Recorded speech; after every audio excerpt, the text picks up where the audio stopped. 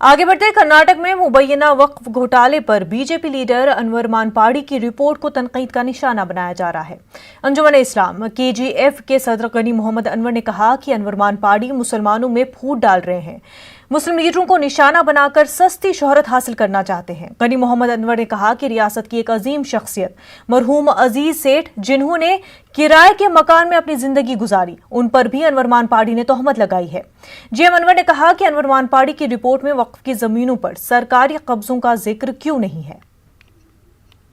ये अनवर मानपाड़ी साहब ये चीज में किस तरह हल हो सकता है वो सोचना है। ये कौम में बाहर जाहिर कर कर ना इत्तफाक़ी पैदा कर कर कौम की प्रॉपर्टी पूरे हिस्सों भी गंवा लेती है। वो शुरू भी किए थे, अभी नया नहीं, वो पहले से भी वही कर रहे हैं।